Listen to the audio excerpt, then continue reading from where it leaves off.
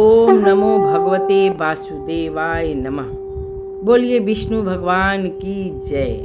दोस्तों, मैं वंदना त्रिपाठी आप सभी का पुनः एक बार फिर से अपने चैनल पे बहुत बहुत स्वागत करती हूँ। आप सभी का बहुत बहुत स्वागत है और आज मैं एक नया वीडियो के साथ आई हूँ। आज मैं देवशयनी एकादशी की कथा लेके आई हूँ जो इस बार 25 जुलाई 26 को पड़ा है। तो आप पूरे वीडियो में बने रहिए और देवशयनी एकादशी का कथा सुनिए। सबसे पहले देवशयनी एकादशी का महत्व क्या है मैं आपको बताऊंगी। सनातन धर्म में आषाढ़ मास के शुक्ल पक्ष की एकादशी को देवशयनी एकादशी या हरिशयनी एकादशी या पद्मा एकादशी कहा जाता है। इस दिन भगवान श्री हरि विष्णु क्षीर सागर में शेषनाग की सैया पर योग निद्रा में चले जाते हैं। इसी दिन से चतुर्मास का शुभ प्रारंभ होता है जो 4 महीने तक चलता है। इस 4 महीनों में विवाह, गृह प्रवेश जैसे मांगलिक कार्य सामान्यतः नहीं किए जाते हैं। कार्तिक शुक्ल एकादशी देव उठनी एकादशी के दिन भगवान विष्णु योग निद्रा से जागते हैं। ऐसी मान्यता है कि जो श्रद्धालु इस दिन व्रत रखकर भगवान विष्णु और माता लक्ष्मी की पूजा करता है तथा कथा सुनता है, उनके जीवन के दुख, दरिद्र और बाधाएं दूर होती हैं तथा भगवान की विशेष कृपा प्राप्त होती है। अब मैं आपको देवशयनी एकादशी की कथा सुना रही हूँ, पूरे वीडियो में बने रहिए। प्राचीन काल की बात है। सूर्यवंश के राजा मांधाता नाम के एक अत्यंत धर्मात्मा, न्यायप्रिय और प्रजावत्सल राजा राज्य करते थे। उनके राज्य में सभी लोग सुखी और संपन्न थे। समय पर वर्षा होती थी, खेतों में भरपूर अन्न पैदा होता था और चारों ओर खुशहाली थी। एक समय ऐसा आया कि लगातार 3 वर्षों तक वर्षा नहीं हुई। नदियाँ और तालाब सूख गए, खेत बंजर हो गए और भयंकर अकाल पड़ गया। प्रजा भूखी और प्यास से व्याकुल होकर राजा के पास पहुंची और बोली, राजन, हम अत्यंत कष्ट में हैं। वर्षा के अभाव में अन्न नहीं है, पशु मर रहे हैं और जीवन संकट में पड़ गया है। कृपया इस संकट का कोई उपाय दीजिए। प्रजा का दुख देखकर राजा मांधाता बहुत चिंतित हुए। उन्होंने सोचा कि यदि राज्य में कोई दोष है तो उसका निवारण अवश्य करना चाहिए। समाधान की खोज में वे वन की ओर निकल पड़े। अनेक आश्रमों में भ्रमण करते हुए वे महान तपस्वी महर्षि अंगीरा के आश्रम पहुँचे। राजा ने विनम्रता पूर्वक प्रणाम किया और अपने राज्य की सारी स्थिति बताई।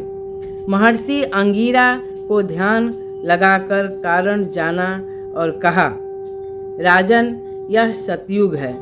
इस युग में प्रत्येक वर्ण के अपने अपने धर्म निर्धारित है। आपके राज्य में एक शूद्र अत्यंत कठोर तपस्या कर रहा है जिससे धर्म की मर्यादा भंग हुई है। उसी के कारण वर्षा नहीं हो रही है। राजा मांधाता धर्म संकट में पड़ गए। उन्होंने कहा, भगवान, मैं किसी निर्दोष व्यक्ति की हत्या नहीं कर सकता। कृपया ऐसा उपाय बताइए जिससे मेरी प्रजा का कल्याण हो और किसी को कष्ट भी न पहुँचे। राजा की करुणा और धर्मनिष्ठा देखकर महर्षि अंगीरा अत्यंत प्रसन्न हुए और बोले, राजन, आप आषाढ़ शुक्ल की देवशयनी एकादशी का व्रत करें, स्वयं भी व्रत करें और समस्त राज्य की प्रजा को भी इस व्रत का पालन करवाएं। भगवान श्री हरि विष्णु की भक्ति, पूजन, जप, कीर्तन और दान करें। भगवान की कृपा से अवश्य वर्षा होगी और आपका राज्य पुनः सुख समृद्धि से भर जाएगा। राजा मांधाता ने महर्षि की आज्ञा का पालन किया। पूरे राज्य में देवशयनी एकादशी का व्रत रखा गया। सभी ने भगवान विष्णु का पूजन किया, भजन कीर्तन किया और श्रद्धा से कथा सुनी। भगवान श्री हरि विष्णु भक्तों की भक्ति से प्रसन्न हुए। शीघ्र ही घने बादल छा गए, मूसलाधार बारिश होने लगी, सूखी धरती हरी भरी हो गई। खेतों में फसलें लहलहाती उठी, नदियाँ और तालाब जल से भर गए तथा पूरे राज्य में फिर से सुख शांति और समृद्धि लौट आई। तभी से देवशयनी एकादशी का व्रत अत्यंत पुण्यदायी माना जाता है। जो व्यक्ति श्रद्धा, भक्ति और नियम पूर्वक इस व्रत का पालन करता है, उसके जीवन में अनेक बाधाएं दूर होती हैं और भगवान विष्णु की कृपा प्राप्त होती है। देवशयनी की एकादशी की पूजा विधि सुनिए। पूजा कैसी की जाती है भगवान विष्णु जी की। प्रातःकाल ब्रह्म मुहूर्त में स्नान करें और स्वच्छ पीले या हल्के रंग के वस्त्र धारण करें। पूजा स्थल पर भगवान विष्णु और माता लक्ष्मी की प्रतिमा या चित्र स्थापित करें। भगवान को पीले पुष्प, तुलसी दल, धूप, दीप, चंदन, पंचामृत, मौसमी फल और मिठाई अर्पित करें। उसके बाद ओम नमो भगवते वासुदेवाय मंत्र का जाप करें। विष्णु सहस्त्र नाम या श्री विष्णु चालीसा का पाठ करें तथा एकादशी व्रत का श्रवण करें। अपनी सामर्थ्य के अनुसार दान करें और रात्रि में भजन कीर्तन करें। देवशयनी एकादशी व्रत करने का फल। शास्त्रों के अनुसार इस व्रत से भगवान विष्णु और माता लक्ष्मी की विशेष कृपा होती है।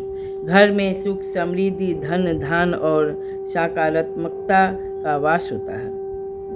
पापों का क्षय होता है, मन को शांति मिलती है तथा आध्यात्मिक उन्नति का मार्ग प्रशस्त होता है। श्रद्धापूर्वक इस व्रत का पालन करने वाले भक्त को अंत में भगवान विष्णु की परम धाम की प्राप्ति का पुण्य बताया गया है।